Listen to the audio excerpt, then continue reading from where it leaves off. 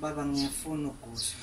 Kodwa mbeni kwesikhathi eside nginemibuzo engaphendulwanga ukuthi kungani kwafuneka sihlupheke kangaka umekho. Bagcina ngililahlile ithemba.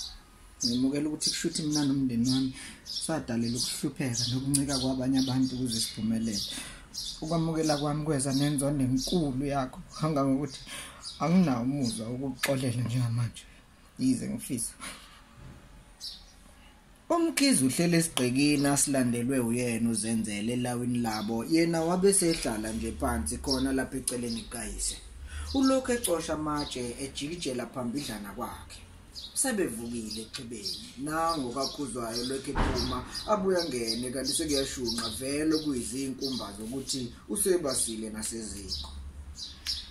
Ngiyakuzwa Ukhabazela kamavovo. Ngiyakuzwa Mumbo Mhlophe. Futhi ngiyangikusoli kuleli lenzondo. Nami ngikhule ngikuleso simo mfana wami. Angimazanga baba. Kusenjalo okakhuzwa yaphuma esephethe ithile kulo kwakwemboziti nesingu Ukhabazela athi uma ikwembula waqaphela ukuthi sigcwalise ngamaqanda kanjalo notamatiso izingceswana. Hayi siyabonga kamngoni. Kodwa ke mina hayi angikeze ukudla kwamanje. Ngicela uqala uqinisekise ukuthi wena nabantwana nidlile eqala. Akhophozela umakhuzayo. Hayi kukhona kwabafana baba.